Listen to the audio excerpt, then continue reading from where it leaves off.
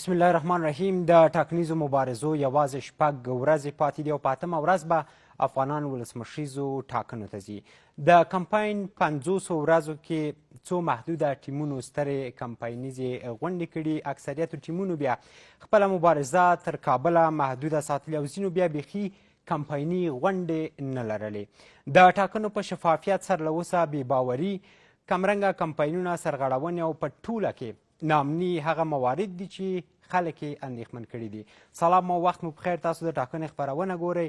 په بحث کې راسره دوه میلمانه د دولت ساز ټاکنیز ټیم ویان د جمال ناصر اصولي او د سولې او اسلامي عدالت ټاکنیز ټیم ویان د فضل غني حقمل میلمانه دي راسره. دواړه ستړي مه شئ، بحث ته پخیر راغلی. اصولي صاحب، پیل به له تاسو وکړم. ځینې ټاکنیز ټیمونه سر له اوسه د ټاکنو په شفافیت بې باوره دي. لامل یې څه دی او د ټاکنو په پایلو به یې اغېزې څه وي؟ د لوی بخښونکي خدای په نامه، ګورئ ټاکنې دا وار ځکه شفافې دي او باید ځکه ومنل شي نتایج چې د ټاکنو کمیسیون او د شکایت کمیسیون کمشنران چې ټاکل کېدل، د دوی په ټاکنه کې ولسمشر غني یوازې یوه رایه درلوده. نورې رایې چې کارولي دي همدغه نوماندان، محترم نوماندان چې دي دوی هم وکارولي او د دوی په خوښه د خلک راغلل. د کمشنران وټاکل شول، مامورین چې ټاکل کیږي یا د ولایاتو رئیسان چې ټاکل کیږي هغوی هم د دغو کمشنرانو او د رئیسانو په پریکړه ټاکل کیږي. د دوی ترمنځه ټاکنې چې وشوې د کمشنران ترمنځ او یا هم دوی په یو نه یو ډول خپل رئیس وټاکه. په دې کې هم د ولسمشر هیڅ کار نه و، یعنې دا هم همغه چا وټاکل چې همده نوماندانو ورته رایه ورکړې وه، کمشنر شوي. دولت پکې مداخله نه لرله. بالکل بالکل، یعنې یوازې دومره ویلی شو چې په هیڅ هیواد کې به دغسې نه شوي چې ولسمشر یي او خپل واک نوماندانو ته ورکړي چې دوی رایه وکاروي دغه کمشنرانو په ټاکنه کې. یعنې دا یو استثنایي حق و چې البته حق هم نشو ویلی، استثنایي امتیاز و چې نوماندانو ته ولسمشر غني ورکه. بنان اوس څوک نشي ویلی چې په ټاکنو کې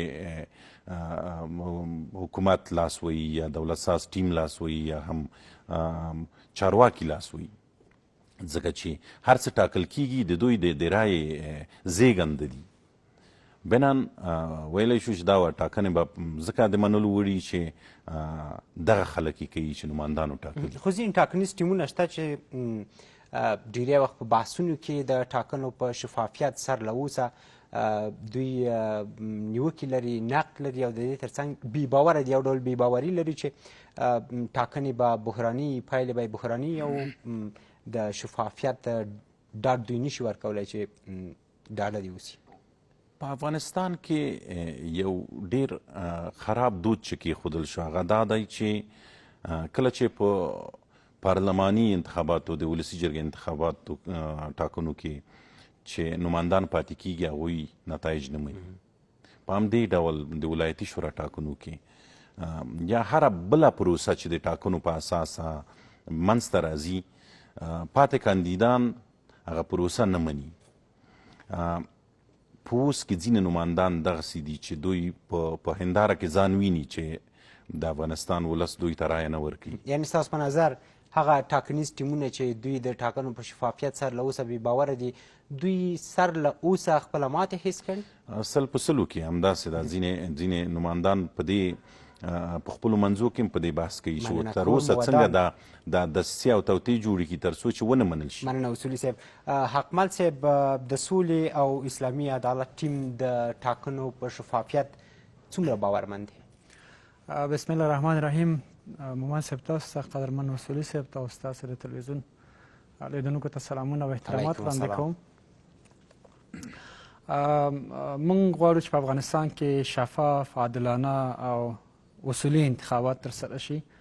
انتخابات له بحران نه د وتلو یوازینۍ مشروع لاره ده او د انتخاباتو د دې بهیر شریکان چې هغه احزاب دي، مدني ټولنې دي او خپله کاندیدان دي، دوی باید سره په ګډه دغه پروسه پر مخ بوځي، یو بل ته لاسونه ورکړي تر څو وکولی شي دغه پروسه بریالۍ وي او د دې پروسې په نتیجه کې یو مشروع او ټولو ته د منلو وړ حکومت رامنځته شي. اما متاسفانه موږ وینو چې تر اوسه پورې دغه هماهنګي نشته. اول خو پخپله د کمشنرانو ترمنځ هماهنګي نشته. په دویم قدم کې دغه پروسه له پیل نه تر پایه پورې په یو اړخیز ډول روانه ده.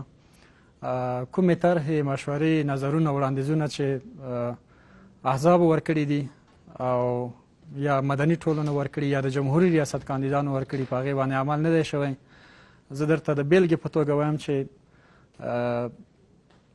سیاسي ګوندونو، نوماندانو او کمیسیون په دې توافق وکړ چې باید په سیستم کې تغییر راشي. د اوسنی سیستم یو زوړ سیستم دی، له کاره لوېدلی سیستم دی، په دې کې د ډیری رای هدر کېږي. باید دغه سیستم نوی شي. SNTV سیستم باید په MDR سیستم بدل شي. په دې باندې پریکړه وشوه، فیصله وشوه او حتی جمهور رئیس فرمان هم صادر کړ. ولې موږ ولیدل چې د افغانانو دغه پریکړه د بهرنیانو لخوا ویتو شوه او یو بهرنی سفارت د یو بهرني سفارت نماینده اعلان وکړ چې نه، موږ په افغانستان کې په همغه پخواني سیستم باندې انتخابات غواړو. دویمه پریکړه شوې وه هغه دا وه چې 4 انتخابات باید هم مهاله ترسره شي. دا د سیاسي احزابو غوښتنه هم وه، د جمهوري ریاست د کاندیدانو غوښتنه هم وه او کمیسیون هم په دې باندې له دوی سره توافق کړی و. ولې بیا هم موږ ولیدل چې بهرنیانو مداخله وکړه او دغه غوښتنه د دوی دغه غوښتنه ویتو کړه. ولې په مقابل کې حکومت او کمیسیون هیڅ ډول غبرګون ونه ښود. په همدغسې وضعیت کې د ټاکنو ترسره کېده او پایلې به د اصولي او اسلامي عدالت ټیم ته د منلو وړ وي که نه؟ یعنې ستاسو له خبرو داسې ښکاري چې تاسو سر له اوسه د ټاکنو په شفافیت بې باوره هستئ.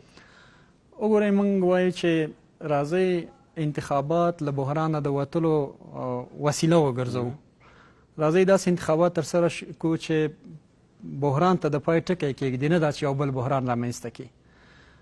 موږ غواړو چې انتخابات د جنګ ته د پای ته رسېدو او د یوې ډاډمنې سولې وسیله شي.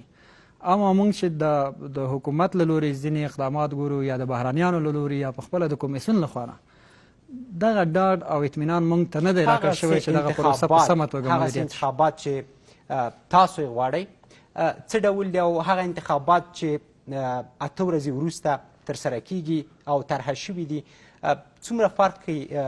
تاسو ویلی شئ چې تاسو څه ډول انتخابات غواړئ؟ موږ غواړو چې انتخابات سرتاسري وي، شفاف وي، عادلانه وي او هیڅ نوع تقلب پکې ونه شي. اول خو د یوه لویه برخه د افغانانو هغه له دې انتخاباتو نه محروم دي چې هغه افغان مهاجرین دي او په داخل کې بې ځایه شوي کډوال دي. دوی سره له دې چې واجد شرایط دي او حق هم لري چې باید په انتخاباتو کې ګډون وکړي، ولې له دوی نه دغه حق اخیستل شوی؟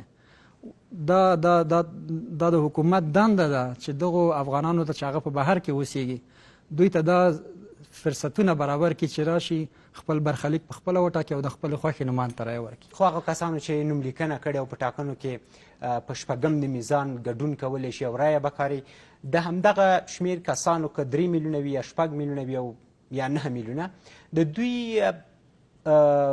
ګډون ستاسو په نظر د ټاکنو مشروعیت تضمین نشي کولی؟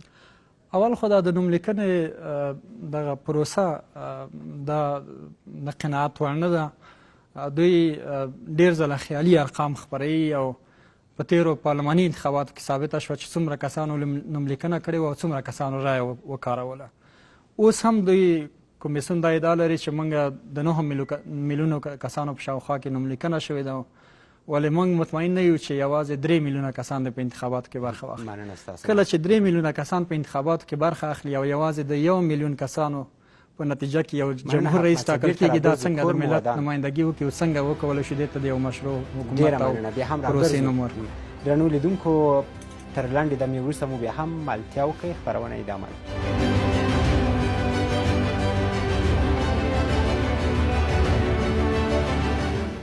بیا هم ښه راغلاست درنو لیدونکو، د ټاکنو خپرونه ګورئ. اصولي صاحب مخکې ښاغلي حقمل په خپلو خبرو کې اشاره وکړه چې شاید له نیمایي زیات کسان له ټاکنو بې برخې شي. ټاکنو کمیسیون هم ویلي چې د هیواد په ګڼو سیمو کې جګړه روانه ده او کورنیو چارو وزارت دوی ته راپور ورکړی چې د څه باندې 2000 مراکزو امنیت نشي نیولی، چې شاوخوا 3 میلیونه کسان به له رای ورکولو پاتې شي.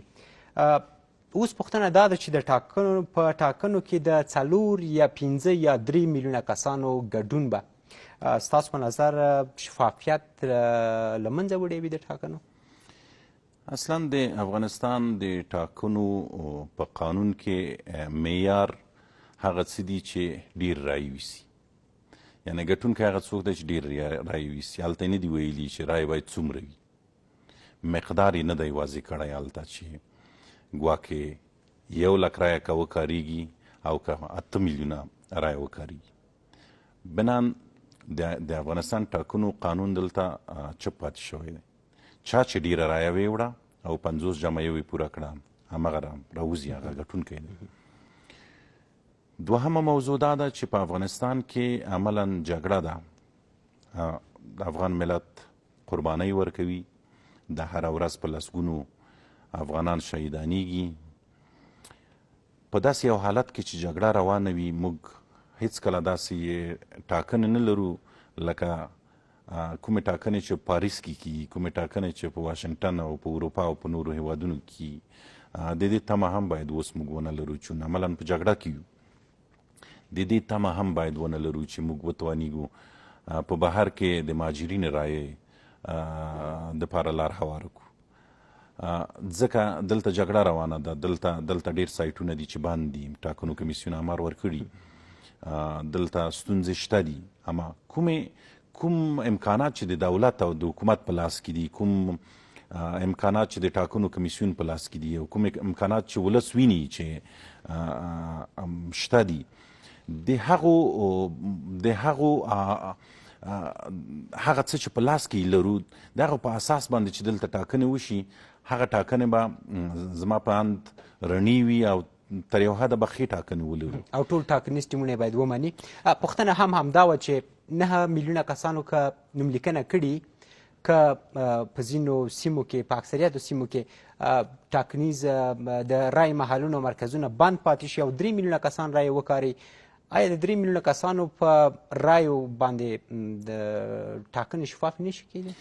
یوې مسلې ته زه راځم. د بهر نه د افغانستان د نظام مخالفین په خلکو نارې وهي چې ګواکې رایه ومه کاروئ. په داخل کې ځینې کاندیدان، ځینې سیاسیون هم نارې وهي چې خلکو رایه ونه کاروئ. ځینې کړۍ هم دې ته کار کوي چې ولس رایه ونه کاروي. اوس په څه ډول ولس راوځي؟ یوه مسله ولس ته زه وایم چې که تاسو غواړئ چې ستاسو رایه وکاریږي او ستاسو د رای په اساس باندې یو څوک راوځي بریالی شي، هغه بخوي. او که دا بخوي چې د ولسمشر وخت ختم شي، غیر قانوني ولسمشر په څوکۍ کینی، که هغه بخوي، یا هم ووایو چې دلته ائتلافي او سرپرست او نورو حکومتونو ته لار هواره شي. ډیره مننه اصولي صاحب، وخت مو ډیر کم دی. حقمل صاحب که په لنډو کې راته ځواب راکړئ، کومې ستونزې یا کومې تجربې د تجربو تکرار به د سولې او اسلامي عدالت ټیم ټاکنیز ټیم ته د ټاکنو پایلې د منلو وړ نه وي؟ کومه ستونزې کې تکرار شي؟ زموږ غوښتنه دا ده چې د تیرو پارلماني انتخاباتو او د تیرو جمهوري ریاست انتخاباتو ترخې تجربې باید بیا تکرار نشي. تاسو ولیدل ولس په دغه پروسه باور له لاسه ورکړی دی، او علت یې دا دی چې د ولس رایو ته اصلا درناوی نه ده شوی. ولس په تیرو جمهوري ریاست انتخاباتو کې رایه وکاروله، قرباني ورکړه، په دغسې ناامنه شرایطو کې لاړل د رای مرکزونو ته رایه وکاروله، او په نتیجه کې د وحدت ملي حکومت رامنځته شو. د ولس رایو ته درناوی ونه شو، جانکیر راغی او یو تفاهم په نتیجه کې یو حکومت جوړ کړو. څنګه به ولس بیا دې ته زړه ښه کړي چې په دغسې بیا وضعیت همداسې کېږي او بهرنیو مداخلو ته لار هوارېږي؟ ستاسو دویم انتخاب به څه وي؟ موږ په ټول توان په انتخاباتو کې د تقلب مخه نیسو، او د بهرنیانو په وړاندې هم موږ ودرېږو او د حکومت په وړاندې هم ودرېږو چې بیا هغه د تیرو انتخاباتو تجربه تکرار نشي. موږ په دې اړه خپلې طرحې، مشورې، وړاندیزونه کمیسیون او حکومت ته سپارلي دي چې راځئ په افغانستان کې شفاف، عادلانه، سرتاسري انتخابات ولرو، اصولي انتخابات، داسې انتخابات چې وکولی شو افغانستان له دغه وضعیت نه وژغورو. اما متاسفانه چې دغه کمیسیون د 2 دولتي ټیمونو تر تاثیر لاندې راغلی او بیا هم په راتلونکي کې د یو سازمانده شوي تقلب لپاره مننه کوم هڅې حکمت روانې صاحب اصولي صاحب ستاسو نه هم ډېره مننه کوم چې بحث ته راغلی. درنو لیدونکو د ټاکنو د نن ورځې خپرونه مو همدومره وه. تر بیا ښه وخت.